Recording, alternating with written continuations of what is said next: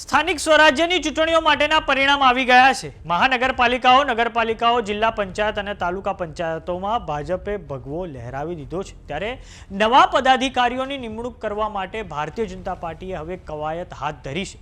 1 થી 3 મે દરમિયાન સેન્સ પ્રક્રિયા હાથ ધરવામાં આવશે। ત્યાર પછી 10 મે સુધીમાં નવા મેયર, ડેપ્યુટી મેયર અને સ્ટેન્ડિંગ કમિટીના નવા હોદ્દેદારો પોતાનું પદ સંભાળે તેવી સંભાવના છે। તો આવો જાણીએ સમાચાર વિસ્તારથી। નમસ્કાર, જમાવટ સાથે હું છું પાર્થ।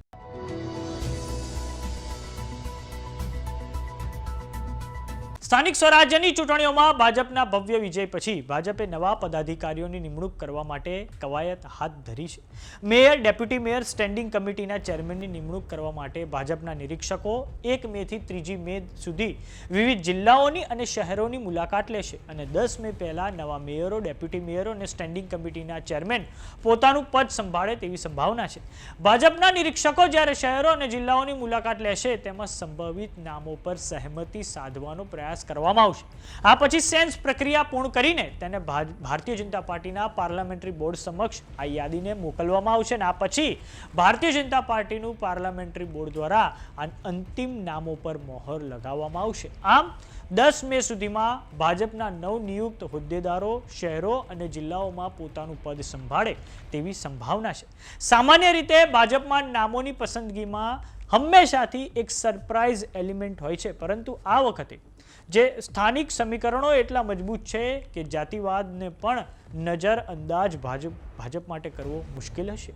હવે જાણીએ કે મહાનગરોમાં સંભવિત નામો વિશે। તો અમદાવાદમાં મેયર પદ ઓબીસી પુરુષ માટે અનામત છે અને આ કારણે થલતેજ વોર્ડના કોર્પોરેટર અને પૂર્વ સ્ટેન્ડિંગ કમિટીના ચેરમેન હિતેશ બારોટ મજબૂત દાવેદાર છે।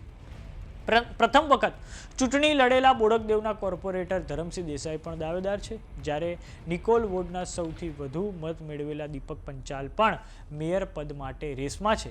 વેજલપુર વોર્ડના સિનિયર કોર્પોરેટર રાજુ ઠાકોરને પણ દાવેદાર માનવામાં આવી રહ્યા છે।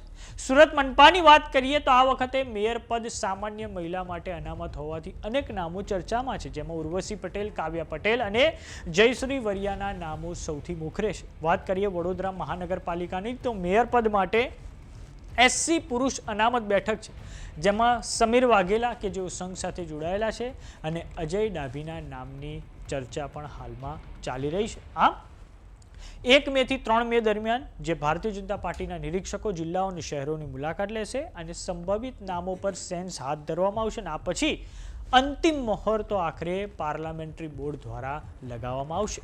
તો વાત કરીએ સ્થાનિક સ્વરાજ્યની ચૂંટણીઓના પરિણામોની। તો સ્થાનિક સ્વરાજ્યની ચૂંટણીઓના પરિણામોમાં તો ભારતીય જનતા પાર્ટીનું વાવાઝોડું જોવા મળ્યું છે અને આ પછી આવતા વર્ષે આવશે 2027માં ફાઇનલ રૂપી વિધાનસભાની ચૂંટણીઓ। ત્યારે જોવાનું એ રહે છે કે વિપક્ષી દળો, ખાસ કરીને કોંગ્રેસ અને આમ આદમી પાર્ટી ભારતીય જનતા પાર્ટીનો વિજય રથ રોકી શકશે કે કેમ।